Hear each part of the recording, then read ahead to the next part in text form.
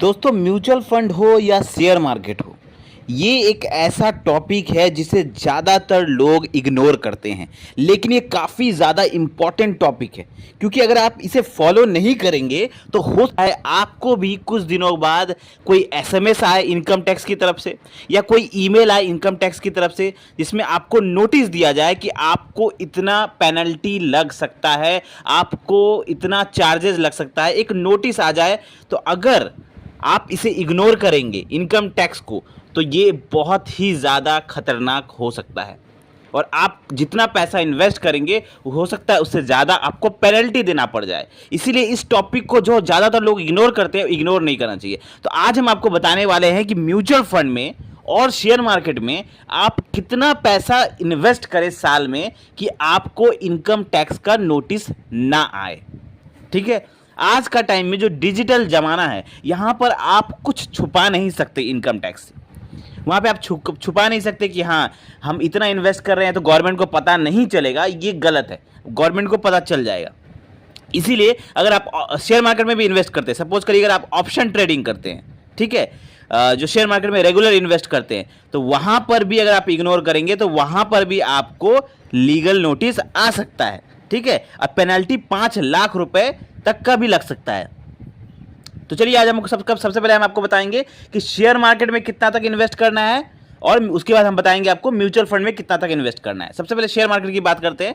तो सपोज करिए share market की अगर हम बात करें तो सेक्शन 285 BA-IT लॉ के मुताबिक अगर आप साल में फिनेंशियल ईयर 1 साल के अंदर अंदर आप 10 लाख रुपए या उससे अधिक शेयर मार्केट में किसी कंपनी के शेयर में इन्वेस्ट करते हैं, तो वहां पर गवर्नमेंट को पता चल जाएगा और गवर्नमेंट आपको एक लीगल नोटिस भेज सकती है रिगार्डिंग सोर्स ऑफ इनकम। मतलब आपका सोर्स ऑफ इनकम क्या है, आपके पास इतना पैसा कहां से आ रहा है जो आप 1 साल के अंदर अंदर आपने 10 लाख रुपए का शेयर खरीद लिया।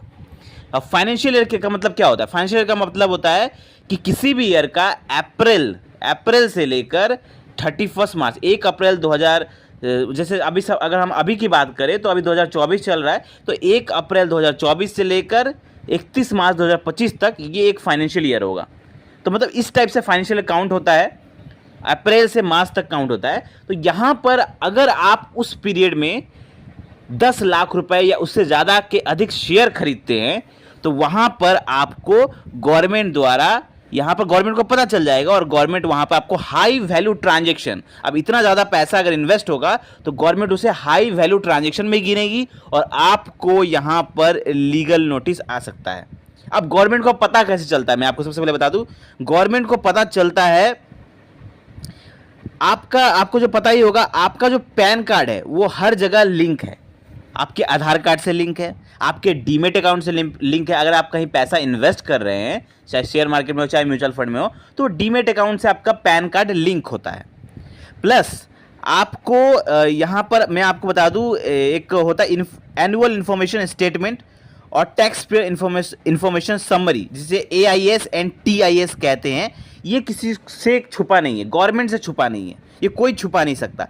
जब आप अपना डीमेट अकाउंट खोलते हैं, ओपन करते हैं, तो वहाँ पर आपको पैन कार्ड आपका लिंक करना कंपलसरी होता है। तो जब आप पैन कार्ड लिंक करते हैं तो वो जो जिस भी आप कंपनी में इन्वेस्ट करते हैं, वहाँ से उन लोगों को, गवर्नमेंट को जानकारी मिलती रहती है कि ये पैन कार्ड का आदमी कितना पैसा 1 साल के अंदर, एक फाइनेंशियल ईयर के अंदर इन्वेस्ट कर रहा है।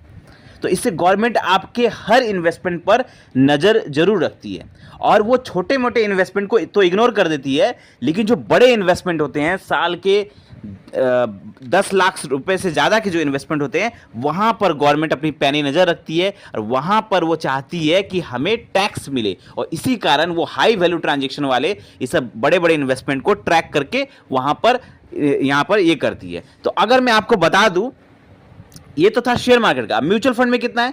म्यूचुअल फंड में अगर आप उसी टाइप का है, वहाँ पे 10 लाख रुपए आप शेयर में इन्वेस्ट कर रहे थे, तो आपको यहाँ पर लीगल नोटिस आ सकता था। यहाँ पे म्यूचुअल फंड में भी अगर आप इन्वेस्टमेंट कर रहे हैं, तो अगर आप 10 लाख रुपए से ज़्यादा का लमसम इन्वेस्टमेंट करते हैं एक फाइनेंशियल ईयर में, तो यहाँ पर गवर्नमेंट आपको, हो सकता है आपको नोटिस भेज दे। अब यहाँ पर एक चीज़ है, अगर आप आईटीआर फाइल करते हैं तब तो आपको कोई दिक्कत नहीं। अगर आप आईटीआर फाइल करते हैं और आप कितना भी पैसा इन्वेस्ट कर, आप 10 लाख रुपए इन्वेस्ट कर रहे हैं साल के, या आप 20 लाख रुपए कर रहे हो, या आप 50 लाख कर रहे हो, या आप 1 करोड़ कर रहे हो, उससे गवर्नमेंट को मतलब नहीं। गवर्नमेंट को सिर्फ मतलब है उनके टैक्स से।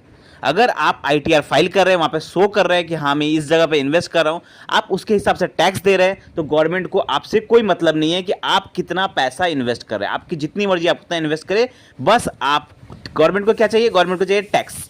लेकिन अगर आपके पास आईटीआर फाइल नहीं है, आपने कभी आईटीआर फाइल नहीं बनाया, या आपने कभी इनकम टैक्स नहीं दिया, और आपके पास कोई सडन अमाउंट ऑफ मनी आता है, कोई पुरानी कोई घर का ज़मीन आपने बेचा, बिहार का ज़मीन बेचा, या गांव का ज़मीन बेचा, या कहीं से आपको सडन अमाउंट ऑफ मनी मिलता है, और अगर आप आईटीआर फाइल नहीं करते और आपने जाके पूरा पैसा डाल दिया म्यूचुअल फंड में या शेयर मार्केट में, तो वहाँ पर गवर्नमेंट के कान खड़े हो जाएंगे, और गवर्नमेंट वहाँ पर आपको लीगल नोटिस भेज सकती है, और आपको यहाँ पे पेनल्टी भी लग सकता है। तो यहाँ पर इसीलिए मैं आपको कहना चाहूँगा कि अगर आप म्यूचुअल फंड में इन्वेस्ट कर रहे हैं बड़ा अमाउंट, या शेयर मार्केट में इन्वेस्ट कर रहे हैं, तो मेक श्योर कि आप आईटीआर फाइल कर रहे हो। अगर आप 10 लाख रुपए से ज़्यादा फाइनेंशियल ईयर में इन्वेस्टमेंट करने का सोच रहे हैं, या आप कर चुके हैं, तो आई होप आपको ये इन्फॉर्मेशन, ये जानकारी अच्छी लगी होगी।